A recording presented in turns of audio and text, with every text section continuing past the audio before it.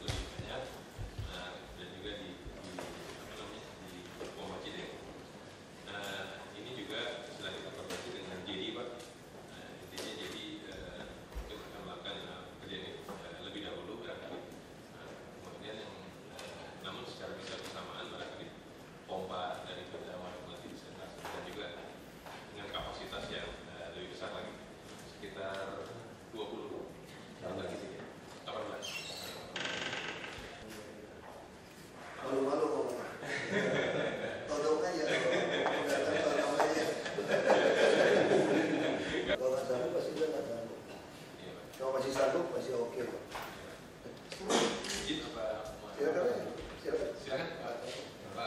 Para pejabat Pemprov DKI, Pemprov pertama-tama saya ucapkan terima kasih atas undangan yang diberikan kepada PT IDILAN untuk menyampaikan proposal penataan waduk Melati sebagai bagian penanggulangi banjir kawasan Melati sama Cideng.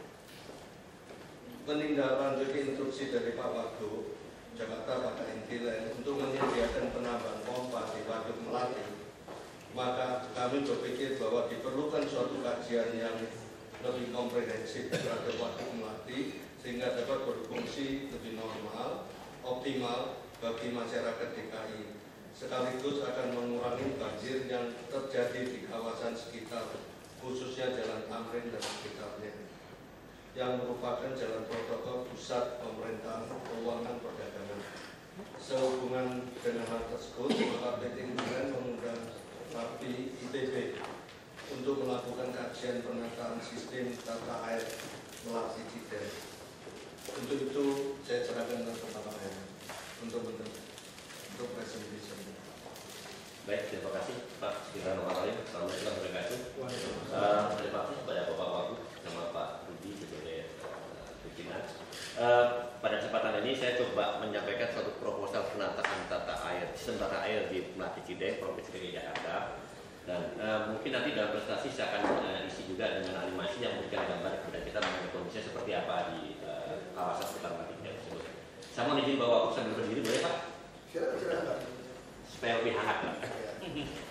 Baik, kejelasan bahwa kita mengenai lokasi Melati dan Cideng tersebut ya. Ini adalah Monas. Saya rasa Bapak kenal sama Monas ya. Nah, ini adalah Jalan Tamrin. Sini ada Sogo. Nah, ini adalah waduk Melati. Luasnya kurang lebih 3,8 hektar.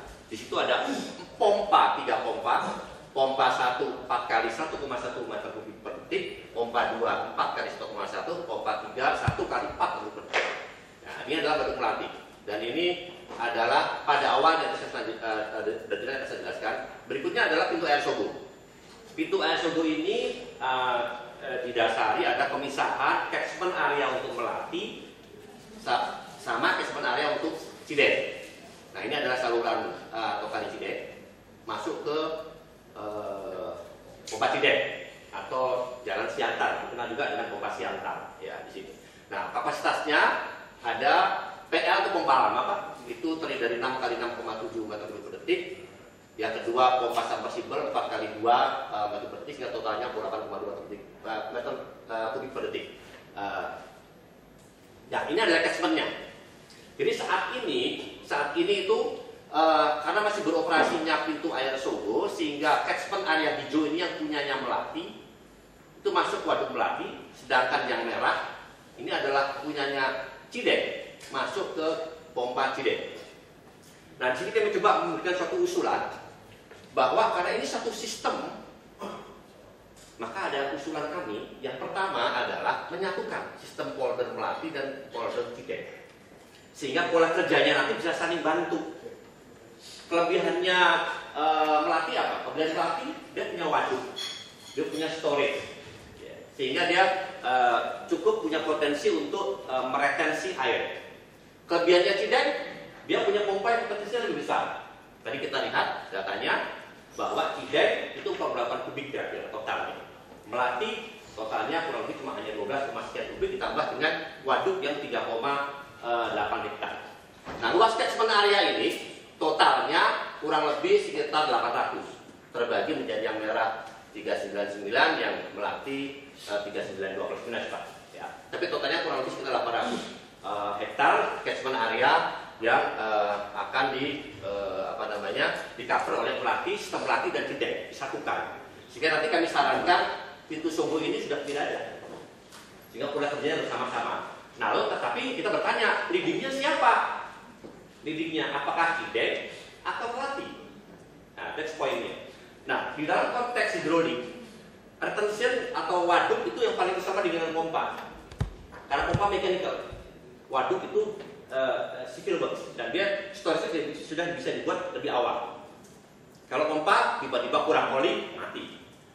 Tiba-tiba macet, ada baut yang lepas, pompanya rusak. Nah, seperti itu. Sehingga Ayu menyarankan leadingnya di dalam sistem Melati Cideng ini itu adalah Melati. Itu adalah usulan kami yang pertama dalam mengkaji seluruh ini. Dan insya Allah, dan ini mengcover tentunya dalam Samprin akan tercover, daerah Pahitasi akan tercover, ya kan, juga di daerah sini akan tercover. Itu usulan terbuka. Yang kedua adalah Melatinya sendiri. Melati saat ini fungsinya adalah flood control. Jadi dia hanya berfungsi sebagai flood penampung air saja, lalu dipompa ke BKP. Nah, mengingat bahwa kalau kita lihat dari tata ruangnya, ya kan, Melati itu kawasannya adalah kawasan perdagangan, kawasan hunian tinggi, ya kan, kawasan kelas menengah ke atas, lalu kawasan perkantoran, yang tentunya tidak mungkin kalau Melati ini hanya fungsi sebagai flood control, di mana itu dia harus semua ada mudah sekali. Nah, kami menyarankan itu ada konversi, Pak, konversi daripada fungsi waduk Melati dari single purpose, yaitu fungsi tunggal, hanya flood control, menjadi multi purpose atau fungsi ganda, ya, diantaranya adalah untuk rekreasi. Jadi di situ ada rekreasi masyarakat, jadi masyarakat pun bisa datang ke sana, ya kan, dengan enak menggunakan tempat seperti itu. Seperti kalau kita di Paris, ya, itu seperti itu. Ada waduk, ada bahkan ada sungai, digunakan pakai kapal yang kapasitas 400 orang untuk keliling kawasan kota tua di Paris.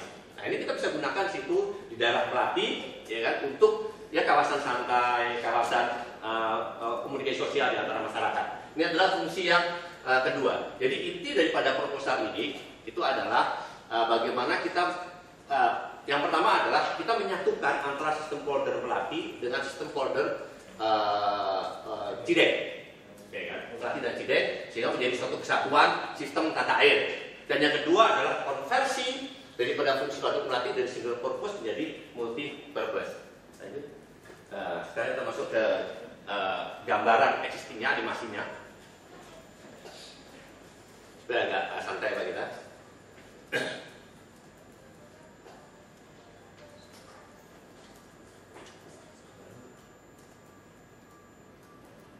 Nah, ini adalah waduk Melatinya. Posisi sekarang seperti ini. Banyak rumah-rumah, ya kan. Nah, ini yang kedua, checkpointnya ada. Nah, di sini Pak, ada pintu Sogo. Pintu Sogo, di belakang Sogo itu yang mengatur antara sistem polder Melati dan Melati Cideng. Lanjut. Terus.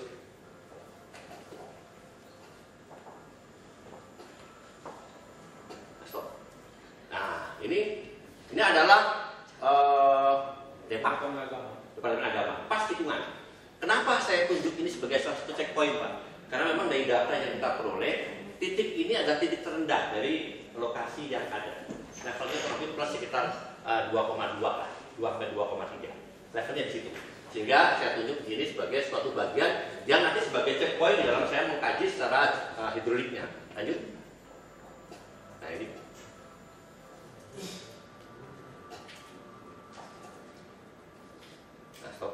Nah, ini adalah crossing Jalan Tahudin, ada tikungan Pak. Nah, ini kami sarankan sebetulnya dalam konteks hidrolik kita akan lebarkan di sini sebaiknya supaya menjadi alirannya streamlining dalam konteks hidrolikanya. Nah, ini kalicidengnya. Nah, kita lihat kawasannya. Kawasannya di sini banyak pemukiman-pemukiman yang tentunya selama ini mencemari buangannya masuk ke lokasi Kalicideng, sehingga kita lihat warna airnya hitam. Saya belum pernah melihat warna air Kalicideng itu bening, Pak. Ya. Atau paling tidak bening tapi coklat-coklat muda. Ya, itu seperti itu. Nah, seperti kalau kita jalan-jalan, saya percaya bahwa sudah jalan misalnya ke Paris, ke London, itu saluran-salurannya sangat bersih sekali, warnanya tidak hitam. Ya, sehingga orang itu cenderung nyaman untuk di sana. Lanjut. Ini adalah pompa Cidengnya, ya, yang dibuang ke banjir Kanal Barat. Nah, ini catchment-nya yang tadi saya jelaskan secara keseluruhan.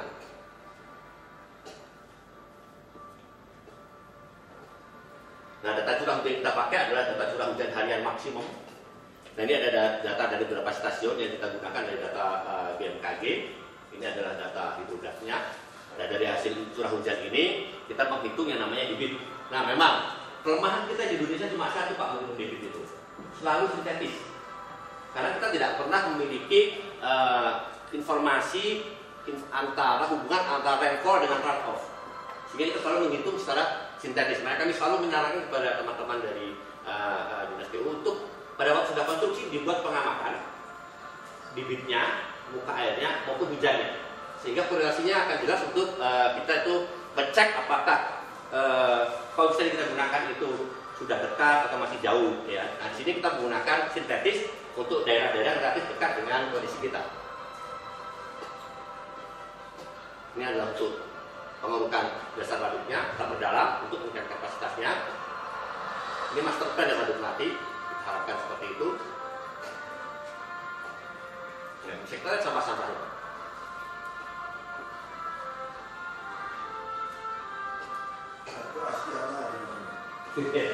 Saya dibantu dengan teman Asia. Nah, ini saluran Cideng, Pak. Sungai Cideng kita perdalam dengan pola seperti ini, ya. Nah, ini adalah kondisi Kalicidengnya. Nah, kurang lebih polanya nanti pembuangan daripada waduk menuju BKB adalah seperti ini. Jadi air naik, nanti dipompa, masuk kembali. Nah, ya, ini ada jalan kereta api, ini ada rencana jalan diperlebar, ya kan, masuk ke banjir Kanal Barat. Nah, dengan pompa, sistemnya adalah seperti ini. Nah, ini mimpi kita, Pak. Mudah-mudahan mimpinya bisa terjadi seperti ini. Ini baru di malam hari, kondisi siang hari saya yakin nanti ya. Ya.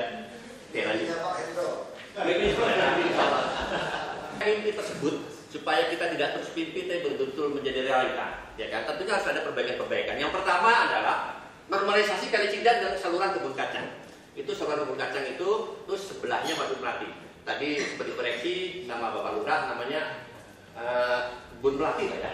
Nanti kami koreksi. Nah, ini ada yang pertama. Jadi perlu diperdalam. Ya, yang kedua adalah saya menjelaskan rinciannya nanti seperti apa. Kedua adalah normalisasi Waduk Melati sendiri, baik dari waduknya sendiri maupun dari kualitas airnya yang masuk ke dalam waduk maupun pengaturan muka air di dalam waduknya seperti apa. Karena kemudian airnya terlalu dalam, orang malas, Pak. Nanti jatuhnya seperti seperti jurang. Nah, kita jaga. Padahal fungsinya plat kontrol. Nah, terus di atas demikian rupa sehingga untuk rekreasi juga memenuhi syarat, untuk plat kontrol juga memenuhi syarat. Nah, berikutnya adalah penambahan pompa di Waduk Melati maupun di saluran kebun kacang. Saya jelaskan rinciannya. Oke. Ini adalah normalisasinya. Jadi kita tidak perlu dari pinggir, Pak. Karena kalau dari pinggir tentunya nanti akan berakibat kepada stabilitas bangunan-bangunan yang sudah ada di pinggir. Itu kan udah ada Sogo, udah ada Gedung Jaya, ada Depak, ada BPPT dan seterusnya. Nah, di sini makanya kami menyarankan agak ke dalam, ya kan? Dengan lebar sesuai dengan ininya kurang lebih sekitar ada 4 meter dan 7,5, ada 8 dan 25.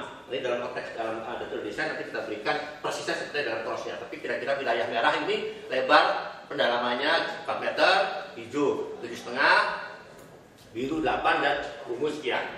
Nah di sini kita dalamkan sampai minus 5,5 meter dari existingnya kurang lebih 1,1 sampai 0,4. Sekarang itu 1,1 0,4 sekarang existingnya. Kita perdalam kurang lebih sekitar ada 5 meter, ada 6 meter, ada 4 meter tergantung. Ya, ini kita perdalam. Tujuannya apa? Meningkatkan kapasitasnya supaya air di dalam saluran itu adalah rendah. Ya, lanjut. Ini adalah pelatih. Waduk melati tentunya ini dinormalisasi, dikeruk. LBL-nya LBL-nya dulunya low water level-nya itu 1,1. Kita turunkan menjadi min 2. Sehingga dia punya storage untuk tampungan air hujannya pada saat flood. Dulunya 1,1. Nah tentunya dengan ini akan dibantu harus ada penambahan pompa supaya itu menjadi fungsinya seperti semula.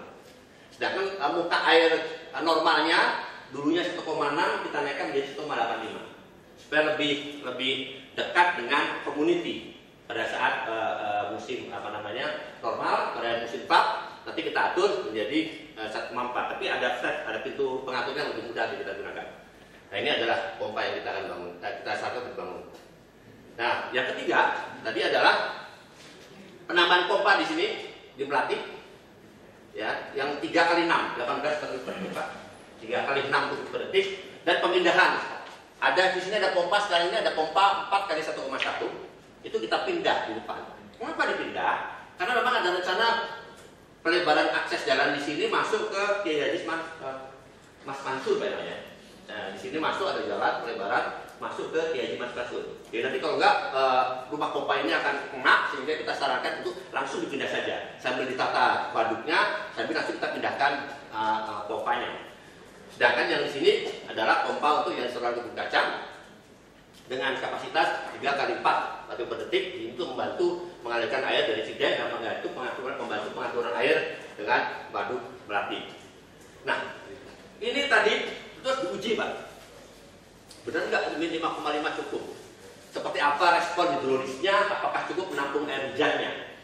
Benar nggak pompa dengan kapasitas sekian cukup menampung air hujannya? Kita gunakan model skema model hidrolik. Ini kita menggunakan model namanya Hectras. Sudah umum, serasa biasa digunakan, cuman jarang dipahami dalam penggunaannya.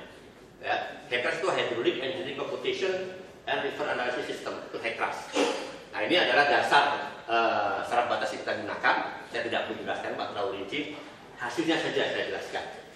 Nah ini, bagaimana kita membaca di sini, Pak, di dalam buku sudah ada. Gimana kita membacanya? Existing itu adalah kondisi existing sekarang. Pompanya sekarang seperti itu, salurannya seperti itu, waduknya seperti itu. Nah, di sini kita gunakan hanya pompa yang saya aplikasikan di dalam model ini tidak penuh, 80% saja.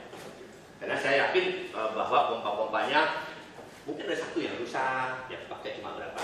Jadi yang saya asumsikan di sini adalah hanya 80% pompa Cideng dan 80% pompa di waduk Melati, pompa yang ada. Hasilnya seperti ini. Ya, level muka air di Cideng 2,8, di Kali Cideng di rumah pompa 2,8, di Cideng 3,02. Dan yang kita persyaratkan sebetulnya, Pak, kalau Bapak lihat di kolom existing itu ada tulisan Kali Cideng CT16. CT itu saya ambil terminologinya dari dokumen, jadi mungkin namanya cross thumbprint kali ya. Nah, itu nomor 16 itu tepat di belakang Departemen Agama. Tepat di Departemen Agama. Dan itu levelnya kurang lebih 2,2 sampai 2,3. Jadi di sini 3,02. Ya banjir lah yang terjadi. Kalau existing, ya. Nah, waduk Melati 3,2, 12. Rencananya yang saya pahami dulu plus 3. Naik lah, memang cuma 12 cm. 12 cm biasanya sudah tercover dalam freeboard. Mungkin dia tidak akan banjir. Ya. Lalu kebun kacang juga 3,12. Ya, tentunya dia akan efek ke yang lain-lainnya. Ini adalah kondisi existing. Nah, skenario 1 adalah untuk curah hujan 25 tahun. Saya asumsikan pompa Cideng tidak bekerja. Jadi dia hanya backup. Ya, karena kita tahu tadi semangat pertamanya leadingnya adalah harus waduk, yaitu Melati. Ya. Oleh karena itu Cideng saya matikan full, dia tidak ada operasi. Saluran saya perdalam seperti rencana kita tadi. pompa kita tambahkan seperti rencana kita tadi, ya kan? Pengaturan muka air juga kita gunakan seperti rencana kita tadi. Hasilnya seperti ini. Bisa kita bandingkan. Kita ambil yang paling gampang Pak DCT 16. Itu dari 3,02 menjadi 2,09, turun hampir 1 meter. Bukan kebun kacang. Yang saya pahami namanya kebun kacang, tapi ternyata dari Pak Lurah ada koreksi. Terima kasih Pak Lurah. Nah ini adalah di pintu Asobo Pak. Ini juga perlu ditata. Ini di depan samping pintu Asobo itu ada kawasan ini Pak. Ya, ini atau ini. Ini sangat rendah di sini, rendah. Di sini banyak parkir motor, banyak pedagang kaki lima yang dia membuang sampah. Sebetulnya kalau dilihat ada masalah, ditetap menurutkan itu. Ini buang sampahnya ke saluran kebun kacang, sehingga dia pasti membanjiri ke arah situ. Oleh karena itu ini kelihatannya perlu ditata untuk wilayah tersebut. Ya. Ini ada luas kurang lebih sekitar 2 hektar kalau tidak salah. Nah, saya rasa sekian bahwa sekalian mudah-mudahan yang sampaikan dari tugas, maka wilayah kota akan dapat tugas apa? Kami siap. Terima kasih. Ada tambahan dari camat barangkali? Pak, berarti yang penting masuk akal nggak ini nih Pak, gabungin 2 order ini Pak. Terima kasih Pak. Jadi mungkin meminta Bapak bahwa sebelumnya kami juga sudah diskusi teknis awalnya. Jadi memang di sini kelihatannya ada skenario 1, 2, 3 ini. Cuma skenario 3 ini sama dengan 2 Pak, tapi mampu untuk gas 100 tahun. Jadi kalau gas 100 tahun terjadi, artinya daerah tampil masih aman Pak. Kalau kita sini Pak. Cuma karena yang perlu kami pertanyakan itu kan elevasi kali saluran kebun kacang tadi kan minimal 1,5. Jadi waduknya masih di atas Pak. Ini 3,5 gitu ya. Apa sibel nggak itu? bagaimana? Kok waduknya masih lebih tinggi di bawah salurannya Pak? Nah, kami jawab. Iya. Langsung aja Pak. Oke, siap. Baik Pak, terima kasih Pak Haru. Tadi dari awal sudah sampaikan bahwa fungsi melatih harus dikonsentrasikan juga. Kan itu ada fungsi daripada perkantoran dan pemukiman, ya kan, sehingga nanti dia menjadi suatu area rekreasi. Gak ada masalah beda tinggi air antara waduk itu dengan ini. Dan disitulah fungsinya pompa untuk mengendalikan air di situ. Gitu. Jadi artinya untuk menciptakan memfungsikan saluran minimal 1,5 tadi, ini pompa ini harus beroperasi rutin Pak. Karena waduk kita lebih tinggi, artinya air kami nggak bisa masuk ke waduk gitu Pak. Karena dia waduknya lebih tinggi. Baik, saya Sibel nggak gitu Pak? saya tunjukkan dulu di pertama Pak. Adalah Cideng. Ini asal terus kan Pak sampai ke Cideng. Nah ini potong sini kan. Ini cut, ini cut, ini cut. Kita kan ada source-nya Pak. Source-nya itu hanya ada di hujan yang ada di sekitar sini atau dari base flow saja. Jadi dari kita kecil untuk saya base flow-nya. Ya, jadi tidak ada source, istilahnya aliran normal. Ya kan? Kalau Bapak sungai asli yang dari gunung itu ada aliran normal. Ini tidak ada source-nya. Karena kita tutup sini kan.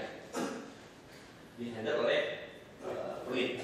Jadi ini di sini tidak ada lagi. Di sini adalah Sumeneb kan. Gresik. Ya kan Gresik kan.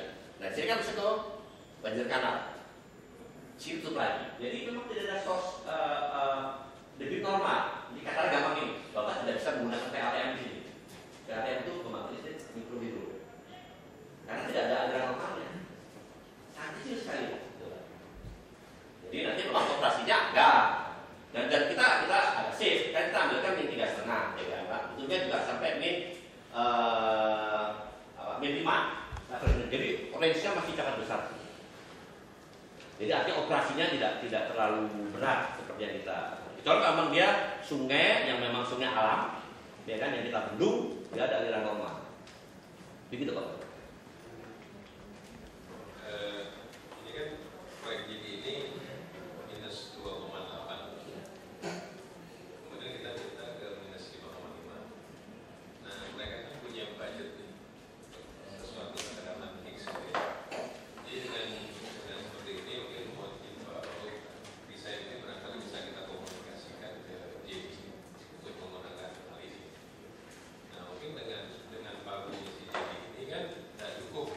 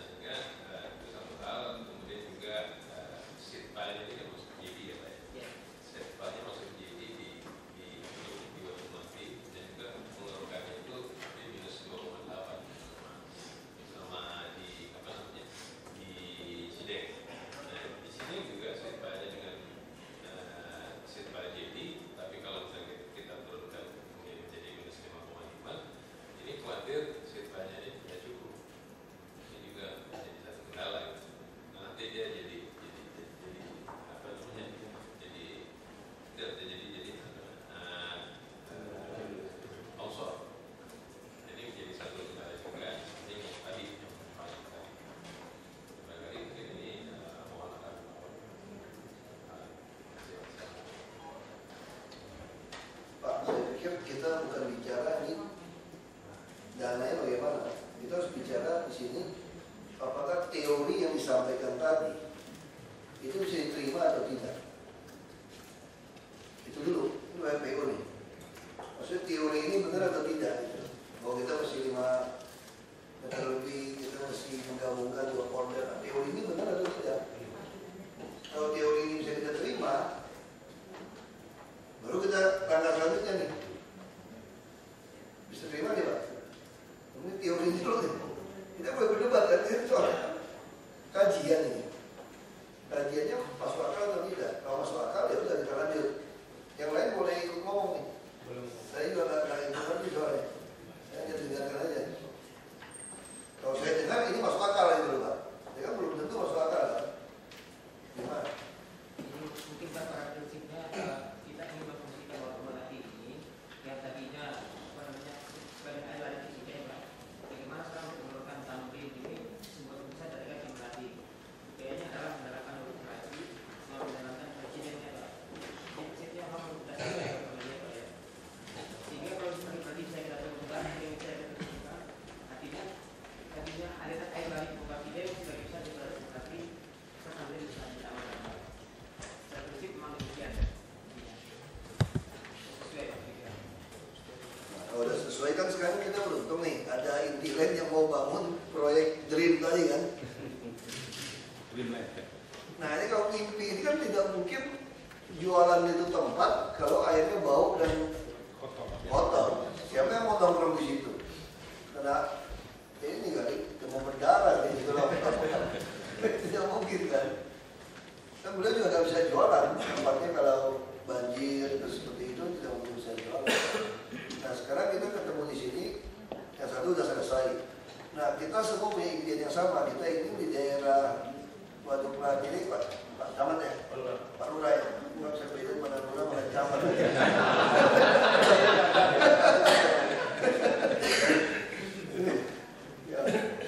Yang benar Pak Wakil. Porsinya swasta, mana yang porsinya kita. Jadi kan sudah ada jadi Bank Dunia sudah setuju 2 tahun. Jadi memang kita coret tuh Pak. Kalau 5 tahun pulang kampung dia bilang. Apaan 5 tahun kerja gitu aja dia bilang. Nah, dia sudah setuju. Jadi tinggal kita Pak Wali Kota, Pak Lurah udah dukung soal pembebasan lahan itu gimana. Nah itu tugas kami lah. Bagaimana memisahkan profesi dapat uang kerohiman atau udah butuh rumah. Dan di situ kita harus Pak Lurah cek. Saya yakin banyak yang nyewa itu, bukan asli tinggal di sana. Biasanya itu orang yang sewa. Nah kalau dia sewa, kalau bukan KTP DKI, outkan saja, tidak ada urusan. Kita ngantornya di Merdeka Selatan, Merdeka Utara, apa yang urusan lain. Nah kalau dia KTP DKI, cari tahu. Biasanya bisa jadi mereka ada rumah juga tempat lain Pak. Hanya untuk memperdekat dia kerja, dia nyewa di sana. Dan pasti itu tidak mau kasih uang kerohiman. Begitu uang kerohiman, dia pindah lagi ke ujung nanti yang belum jadi. Dapat sini bongkar, pindah lagi ke ujung. Nah yang penting Pak Lurah, Bapak Wali harus tahu persis ini siapa yang tinggal di sini. Preman atau yang ribut atau yang memang tukang nyewain. Kan ada pengembang Intiland, ada pengembang Intiland PKL juga ada. Banyak Intiland TBK, banyak PKL. Nah jadi ada beda tuh Pak, ada TBK, ada PKL di Jakarta ini. PKL ada banyak. Yang bos WC saja MTK naik Mercedes 2 pintu Pak. Bukan bus tuh Pak. Itu Mercedes 2 pintu juga bus. Bus besar kan Mercedes 2 pintu juga. Jadi yang kecil ya mobilnya. Jadi cari untung. Nah kalau yang jadi kita hitung aja Pak. Berapa perlu kita cari lagi berapa proyeknya seperti apa. Jadi pengusaha kita mesti wujudkan itu. Mana porsi kita, mana porsi beliau. Kita bagi aja Pak. Yang penting kan teori itu sudah masuk akal kan. Yang pertama masuk akal. Kedua kita ingin melihat Waduk Melati seperti ini kan. Kalau seperti ini kita manfaatkan yang mau jual-jual bangunan itu. Ya pasti Bapak ada untung dong. Kira-kira kalau ini berhasil ada untungnya nih. Tapi perlu bantuan dan Kita lakukan. Mungkin nanti yang porsi PU harus PU mana. Kan jadi udah jelas. Kita udah dengan Bank Dunia udah mesti kerjakan. Hanya kurang dalam kan.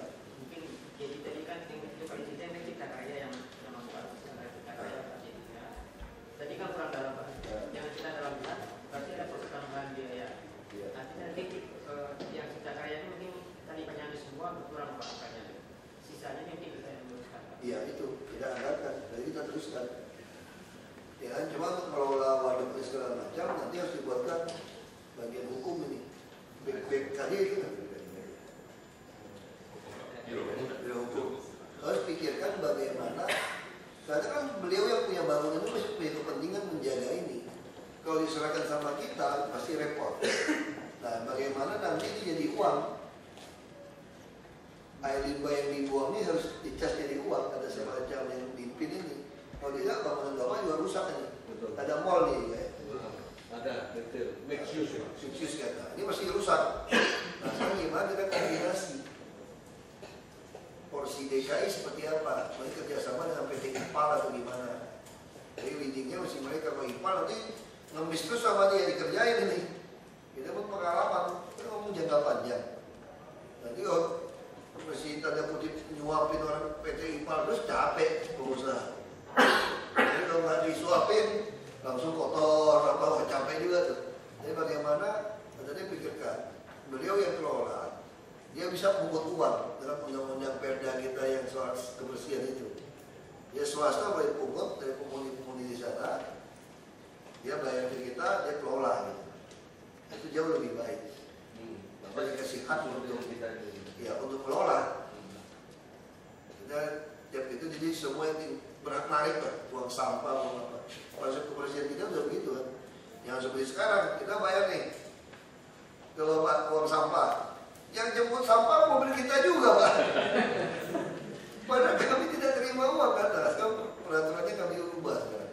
Diubah, Bapak berhak pungut, Bapak harus kelola itu sampah bakar. Yang seperti sekarang, kami mobil kami yang ngangkut, sopir kami buang, TV kami juga yang bayar. Bapak cuma bayar ke oknum kami sopir. Mobil direct kami yang nanggung. Sedangkan orang yang tinggal di rumah tetap bayar ke perumahan, tiap bulan juga mahal. Nah ini yang kita ubah sekarang. Nah, sistemnya kita ubah. Ya kayak Pantai Mutiara aku bayar yang jemput mobil Pemprov juga ada gitu. Seluruh perumahan di DKI begitu kelakuannya. Kita pengelola bayar, kami bayar kan? Tapi yang jemput tuh mobil plat merah. Nah ini tidak boleh lagi terjadi. Kita mesti sama-sama itu mengurangi beban kami. Kami mau scrap 600 lebih mobil sampah. Karena usianya di atas 15 sampai 35 tahun. 15 sampai 35 tahun usia truk sampah. 600 unit lebih. Dan wilayahnya juga nakal. Kami tangkap di pasar Minggu itu kan, yang cerita Pak Seko. Dia pagi subuh-subuh, dia cicipin ke tempat orang, ke tempat kita. Supaya mobilnya nggak usah ngangkut buang sampai ke Bantar Gebang. Antrinya lama kan. Uang lagi, dia buang aja. Tapi pasar Minggu sampah, terus kata itu volume truk kurang. Nah, Pak Seko yang baru dibersihkan, kerja bersih semua ditungguin. Bukan sampah di sana, kiriman lain buang ke situ. Karena ada kontraktor, ada oknum yang main, oknum kelurahan yang main. Ini dapat uang kan, jadi orang bayar dia buang sampah mereka. Ke tempat kita pungut lagi. Itu yang buat beban kita jadi berat. Dia terus terang Pak, selama ini kalau Bapak bangun perumahan bayar, Bapak untung sendiri. Ini ada oknum pejabat untung, beban sosial segala macam lingkungan kami tanggung. Jadi tidak sesuai selama ini. Ya kan sama seperti Waduk Pluit kan, bangun Pluit begitu mewah, perumahan begitu mewah. Orang yang butuh kerja tidak disediakan rumah kan, bayar aja kan. Hanya orang-orang mau kerja di lingkungan itu tinggal di mana? Tinggal di waduk. Pada pabrik pelabuhan Nizam Zaman, nampung 43.000 tenaga kerja. Tidak ada perumahan, maksudnya tinggal di Regata, kerja di pelabuhan Samudra. Kan tidak masuk akal kan? Tinggal di mana ya? Waduk Pluit. Itu 17.000 orang tinggal di situ. Kapal mendarat hampir tiap hari 4.500 kapal nelayan di pelabuhan Samudra itu. Nah kita nggak sediakan. Nah sekarang kita mesti duduk bersama nih. Mana beban swasta bisa lakukan. Ya untung harus untung. Tapi orang bilang yang cengli dong untungnya kan. Kalau mau cengli kan nggak enak gitu kan. Yang cengli dong. Karena kan tinggalkan pada saya sih tidak lama sih, paling lama 5 tahun, 10 tahun. Kalau di demo mungkin turun di bawah setahun. Nah, politik gak jelas. Ya, tapi bagaimana jangan sampai bapak-bapak dapat uang, dapat bagus, tapi jadi beban sosial untuk yang akan datang. Karena kalau jadi beban sosial, harga properti bapak juga akan turun. Kalau di semua bagus, harga properti bapak lebih kaya daripada kali bapak. Jadi kalau gajian, Pak. Kalau bapak masih ada bonus loh, Pak, mungkin 10% kan untuk bagi gitu. Kalau kami di sini cuma boleh 10 kali gaji, Pak, itu bonusnya, Pak. Jadi berapapun kami dapat uang, berapapun untungnya, sekarang BUMD kami untung nggak boleh lagi dapat bonus. Dulu boleh. Jadi memang ini negara ini munafik sistem gajinya. Gaji halal nggak boleh, nyolong boleh, minta boleh. Asal nggak ketahuan gitu loh. Mereka mau korupsi 1 triliun korupsinya katanya, jangan tanggung-tanggung. Kalau di deposito dapat 5 miliar, kalau di penjara ke malam pulang, bayarnya 50 juta. Sebulan 1,5 miliar. Ya kan, dia masih untung. Kayak gitu, cara hitungnya gitu loh. Kalau 100 juta ya 3 miliar, nyolongnya untuk pulang ke malam. Itu masalah. Tapi kita betul-betul lakukan ini.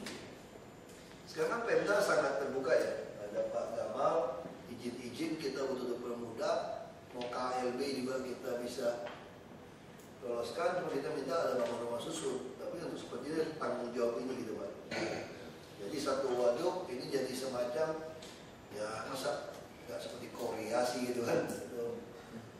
Nah ini rapi, satu sisi ini kalau rapi. Ini Jakarta udah bagus. Nah mungkin kita perlu kumpulkan lagi pengusaha-pengusaha yang lain Pak. Jadi kita putuskan itu aja. Yang jadi, yang cipta karya suruh dia kerjakan sebatas uang dia. Tapi kita ini pakai desain ini, jadi setuju ya. Kontak punya desain ini kan. Tapi saya udah ngomong sama, jadi saya bisa ngomong sama Bank Dunia juga. Dia udah datang, manajernya itu udah ngomong. Apapun, udah minta BlackBerry saya lagi. Udah damai dia sekarang. udah damai, gak ada apa-apa dia bilang. Dia takut juga orang teriak-teriak di YouTube gitu. Kalau ada apa-apa kasih tahu saya katanya. Nanti sisa uangnya bisa kita anggarkan, bisa juga kita tanya yang mana yang bisa beri. Jadi kita siapkan aja uang kita. Kalau yang tidak mau join kita lakukan ya kewajiban. Sebenarnya kewajiban kan. Baik. Bisa diatur. Nah nanti baru kita alihkan ke mana. Kalau yang bisa langsung, kalau bapak bisa langsung juga bagus. Jadi mana bisa dikerjakan. Di pompa, baru dikerjakan dulu. Nah itu nanti, saya pikir gini lah, ini berikutnya ini bola di tangan Intiland ini. Intiland PBK ya, bukan PKL nih. PKL, kalau Intiland PKL urusan Pak Wali Kota. Pak Lurah nih, PKL tadi. Ya silakan Pak. Oke. Terima kasih Pak Wagub. Jadi memang kita datang sesuai dengan permintaan dari Pak Wagub waktu itu masalah pompa. Jadi kalau dari anggaran ini bagian yang kedua C sama D itu kita kurang lebih juga 160 miliar, 165 miliar siap, gitu. Jadi sesuai dengan ini. Tapi kita juga ingin nanti ada masalah-masalah lain mengenai perizinan, excuse-nya. Ya, semua kita bantu Pak. Izin semua gampang Pak. Yang penting Bapak kasih kami juga mesti yang sesuai Pak. Kasih Pemprov bukan kasih saya Pak. Jadi kan sesuai Pak Wagub waktu itu ngomong juga bahwa paling buruk pasti Pemprov. Gitu. Ya Kita terbuka. Pak Wagub bilang Jerawanyu pengusaha, saya juga pengusaha. Ya untuk berapa saya tidak tahu. Saya nggak mau punya uang. Tapi you bantu untuk saya. Ini saya ingin terus pakai. usul, karena kalau semua kawasan kumuh bersih, harga properti Bapak naik. Naik. Cuma dari sana untuk cari tanah untuk rusun yang Kami sediakan, kami mau pindahkan ke Marunda. Nah kita juga lagi siapkan reklamasi pulau ya. Itu lagi ada sedikit masalah soal perda atau pergub dulu kita tadi udah bahas. Nanti bagian hukum akan bahas. PT yang kewajiban pengembang tentu ada yang hilang, ada yang macam-macam. Itu juga dibagi 1 blok 4.000 meter. Itu pengembang masih hutang Pemprov. Jadi itu 685 blok. Kalau 1 blok kira-kira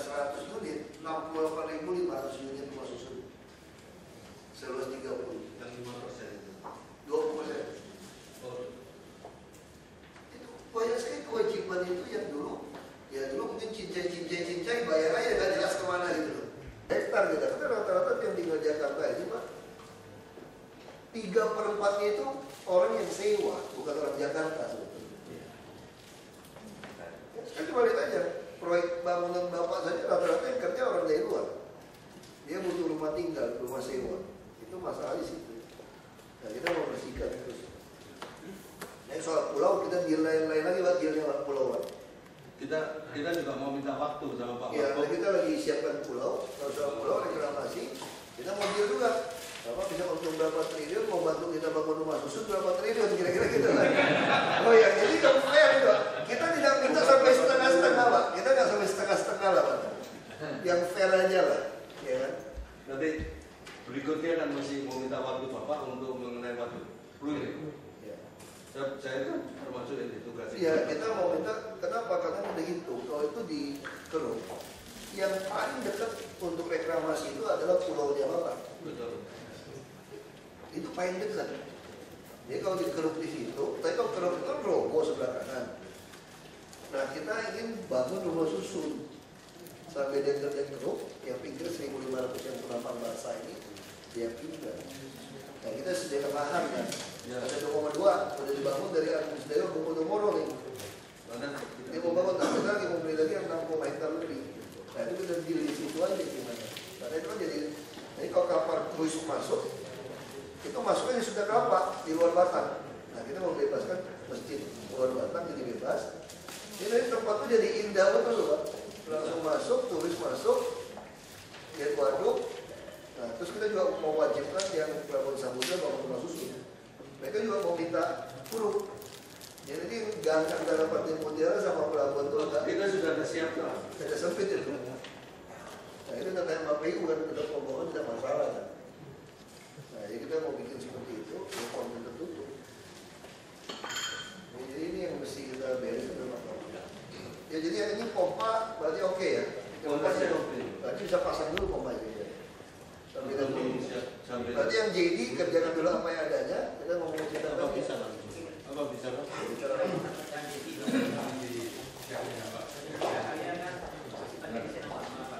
Oh, kita kasih desain ini. Siapkan detailnya Pak. Dan kasih ke Bank Dunia satu ke kita supaya nanti kita mau ke Bank Dunia.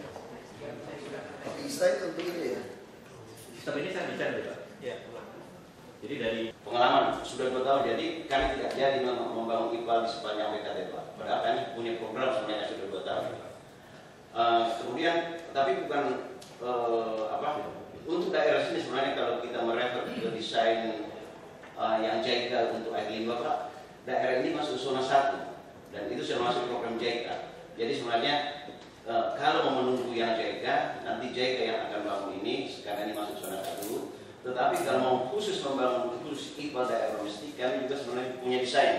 Kami sudah punya konsep desain untuk IPAL di sekitar Melati. Jadi tidak perlu membangun langsung ini.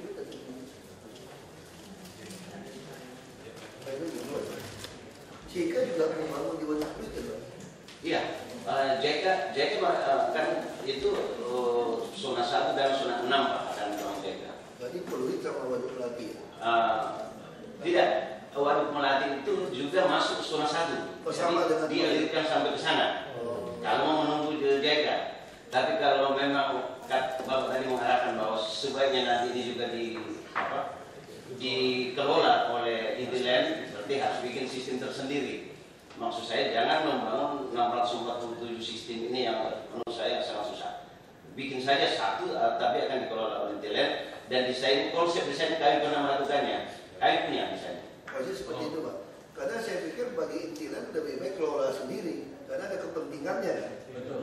Kalau dikelola dari ini bisa lain kasus lagi tuh Pak. Kita inginnya begitu. Ya kan? Kalau begitu mesti hubungin Pak Pong nih. Udah Udah kenal Pak, Cipta Karyawan. Ya. Saya masukkan sudah. Duluan orang pegawai beda 500 rupiah saya makan, dia tidak makan lagi di dalam, dia beli dari luar. Terus harganya sama, baru dia bisa, kita bisa paksa masuk. Maka pusing pasti numpuk lagi.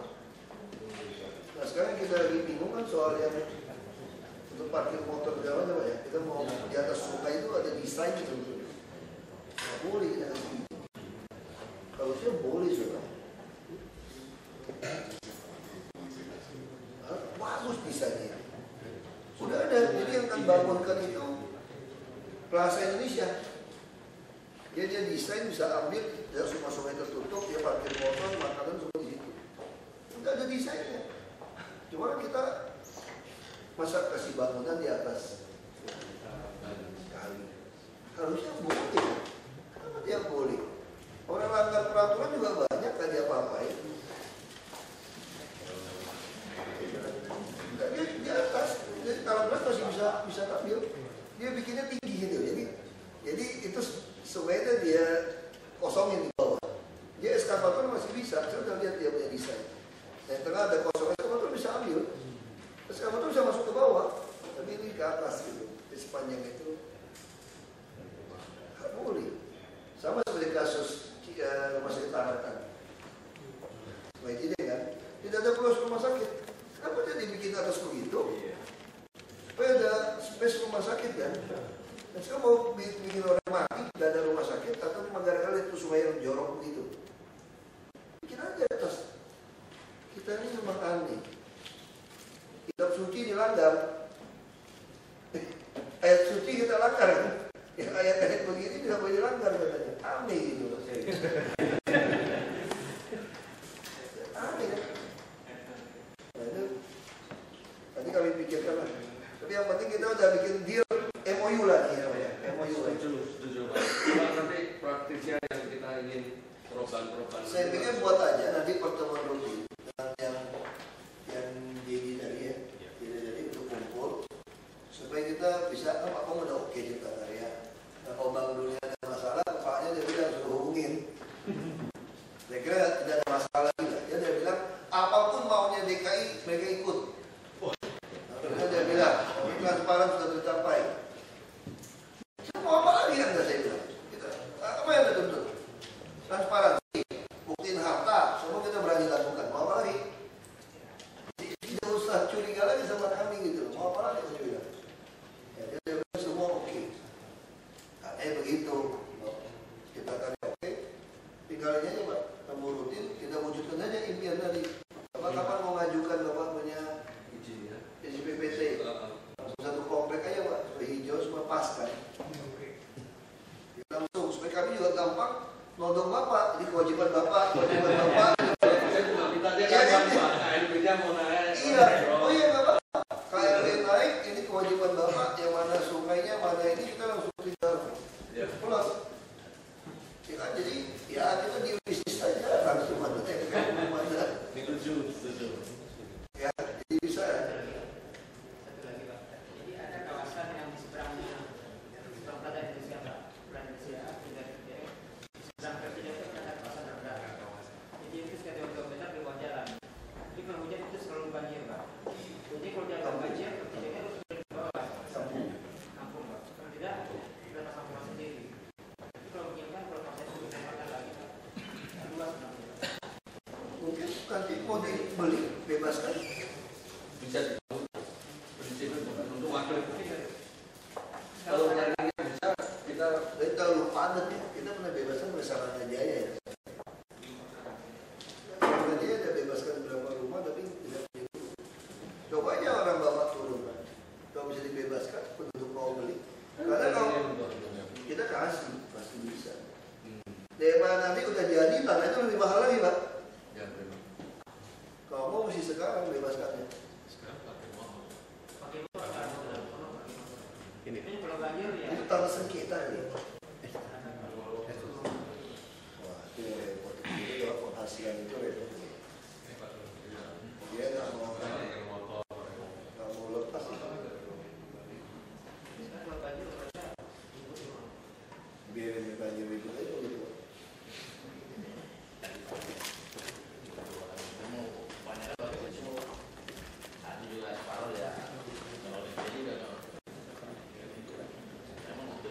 Masih susah dia buat jual. Saya kira bukan itu. Ini konsepnya kawasan penampungan ini sudah banjir. Ya kan, Singapura punya, Hong Kong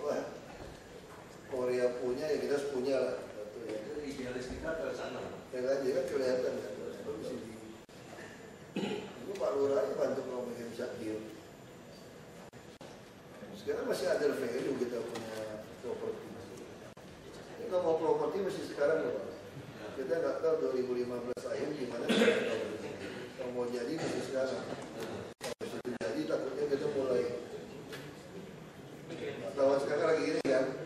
Takutnya nanti 2015 lewat udah mulai turun. Nggak tahu saya tafsiran analisa.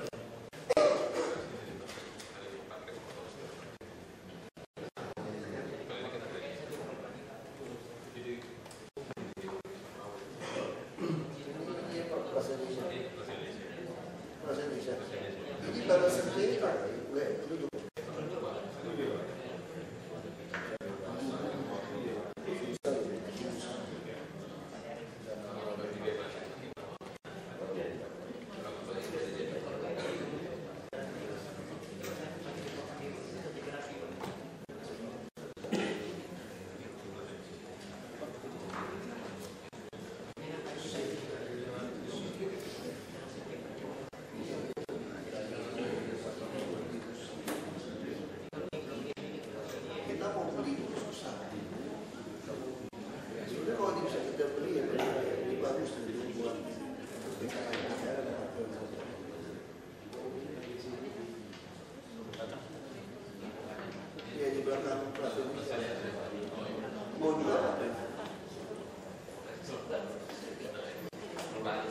Enggak, sampaikan kepada mereka. Itu kita mau hilangkan kumpulnya, kita mau bikin parkiran sama untuk termasuk kalau itu luas kita mau bangun rumah susun yang murah. Jadi orang kerja sekitar sini itu bisa sewa angkat itu ngurangin macet. Bayangkan tidak hotel itu banyak, mall itu banyak. Kalau orang sebagian tinggal di situ udah mobil berapa kurang. Jadi kita harus berpikir begitu, kita beli. Cuma nanti tanya aja. Biar pemerintah mau beli, mau bikin rumah susun. Nah ini sudah tidak sesuai. Nah cara ajak dealnya begini. Ajak deal sama dia begini. Parkir kita bisa bagi bisnis. Tawarin ini.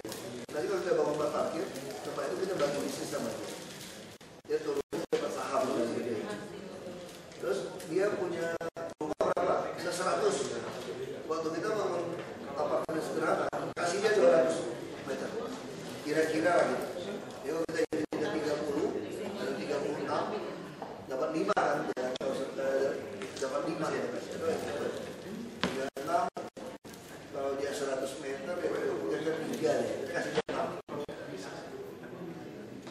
Kita yang bangun. Kalau swasta misalnya kita bangun. Jadi itu punya tanah, tukar aja. Anda dapat taman, dapat jualan, terus unit Anda dapat tambah, Anda bisa sewa-sewain kos. Itu coba rumah kita nggak bisa dapat. Kasih dia hitung gitu. Pak Wali kan kasih dia hitung. Anda kosnya berapa? 3 juta bisa satu kamar. Satu itu 2 kamar. Kamu bisa sewain. Kamu bisa sewain 5 juta sebulan. Itu udah apartemen, cuma apartemen nggak ada parkiran mobil gitu. Hanya bawa pasar tradisional, PKL itu, lantai 3 saya bangunan, atas itu kita bikin. Kita boleh jadi 40 lantai ya. Kita haji 40 lantai. Kita bikin apartemen sederhana, tanpa fasilitas, bikin 40 lantai. Saya kira seperti dia di China kan pakai itu. Kita tukar, kasih dia tambah, berapa, mau berapa. Jadi nanti begitu 1,5 kali itu sudah mau. Di Cina tuh 30% dia tambah. Ada 30%. Kita bisa tambah dia 30 juga bisa. Jadi kan kalau dia tambah 30 ya 50%. Ya kan? Dia kan dari 100 kamar rumah berapa, tiba-tiba dia dapat 6 apartemen. Dia mau jual, mau bagi anaknya urusan dia. Tapi sisanya punya kita. Secara hukum bisa nggak? Deal. Boleh ya? Satu caranya untuk konsolidasi kawasan kumuh. Di kawasan kumuh kita datang, kita tawarkan. Kita mau bangun, kalau pengusaha susah, karena jalan tidak mungkin bapak bangun gedung tinggi. Kalau kami kan bisa, karena tidak ada parkiran. Saya kira tinggal sini seperti semua coba ada motor. kita rusunawa. rusunawa yang keras ini, jadi keras orang kos. Sekarang misalnya saya punya istri, punya anak masih balita. Saya tidak mampu, gaji saya belasan juta, tidak mampu tinggal di tengah kota. Pasti saya pinggiran kota. Tapi saya mampu beli mobil. Makanya saya suami istri kerja tiap hari bawa mobil.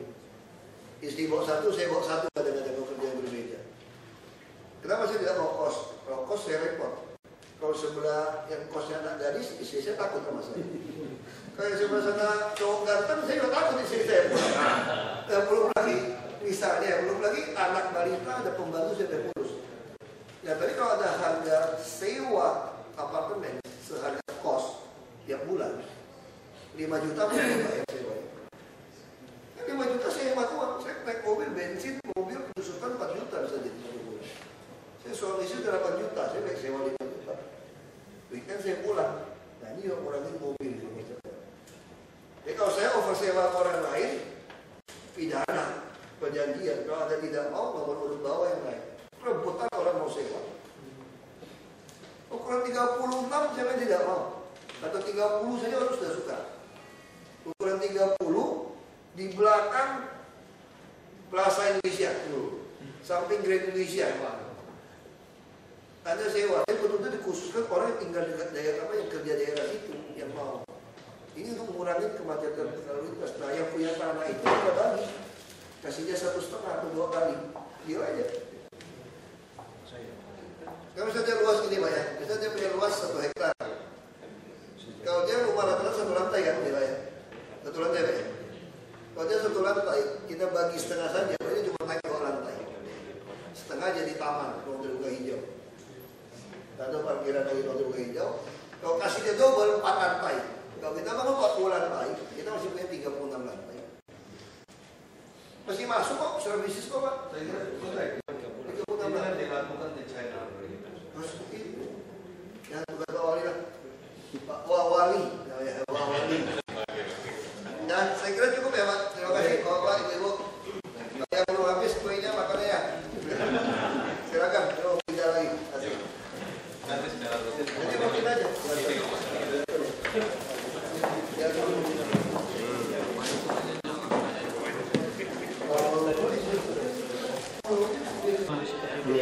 Itu memang iya Pak seperti itu atau Memang ini kan setiap kali ikut tuh selalu begitu dari DPRD, dari masyarakat selalu isu seperti itu, ya kan? Tapi juga kalau kita ngomong jujur, dia Expo juga ada kurang ajarnya.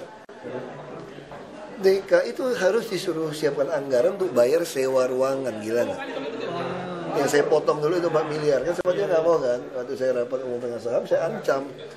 Kalau Anda tidak mau kasih kita komplimentari seperti ini free, kita nggak mau ikut. Seluruh dinas saya larang ikut. Ya kalau provinsi lain minta gimana? Kan debat waktu di rapat RUPS. Saya katakan kalau provinsi lain mau ikut gratis boleh, bikin aja apa fair gitu loh. Mau Papua fair, mau Riau fair. Kalau Jakarta fair ya Anda harus bayar kita. Kita tidak perlu bayar gitu kan. Nah ini setuju, tapi Pak Bumbu waktu setuju, oke hanya tahun ini katanya. Tahun depan nggak jelas. Kenapa? Karena dia berkuasa kan. Nah dia mempunyai tempat yang besar.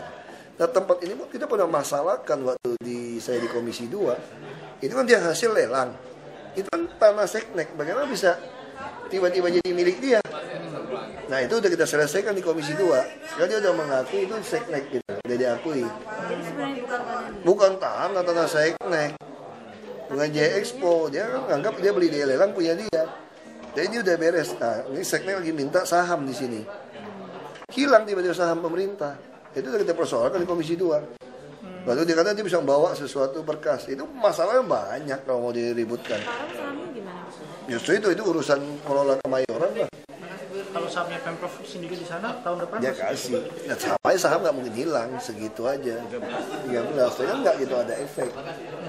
Berarti tahun depan kerjasama dengan J-Expo gimana Pak?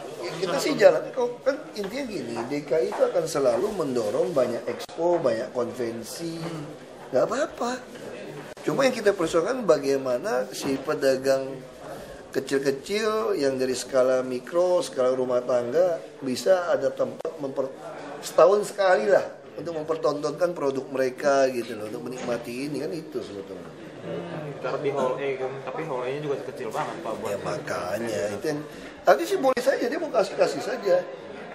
Kita Pemprov juga boleh dong bikin tempat untuk menyediakan untuk orang melakukan itu kan. Nah yang dulu nggak pernah dilakukan, nah kita mau dicoba, ini Juli mau dicoba Pak Gubernur di Monas. Nah, iya, mau dicoba di Monas, bagaimana untuk nampung yang kecil-kecil seperti ini.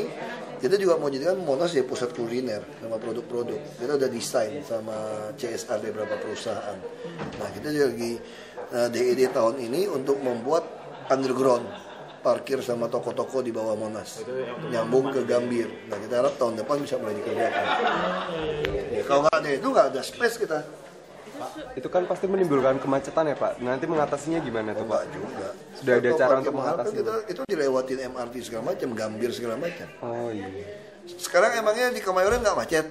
Kemarin sih dari Pak ini Ralfnya juga mengatakan kalau di sana. Memang sekarang tempat paling ideal di sana. Iya. Dia paling besar gitu loh. Kami tidak memungkiri bahwa tempat yang paling besar bikin Jakarta Fair ya di sana. Tapi yang masalahnya kan kami pengen punya tempat bagaimana menampung orang yang tidak sanggup ke tempat yang dia bikin itu kan. Ini namanya apa Pak? Hah? Jakarta Fair tadi. Oh enggak, kalau Juli bukan. Oh tadi. Ya. Juli tahun depan. Kalau mau kita namakan PRD juga boleh dong. Yang Atau dicoba tadi yang Bapak bilang. ya Juli saya lupa nama apa tuh festival. Juli ini tapi Juli ini Pak. Juli ini mau dicoba. Oh, nggak Itu tahu. gimana Pak konsepnya kayak pasar rakyat gitu? Iya pasar rakyat. Pas puasa Jadi lagi, Pak. kita lihat. Pas puasa. Baik saya nggak tahu nih Pak Gub lagi atur. Iya, puasa. Puan puasa atau apa saya nggak tahu lah. Dia lagi Ngabuburit Pak, jangan tangan ngabuburit saya usul nih Pak. juga ya. Iya benar Pak, jangan ngabuburit. Itu dia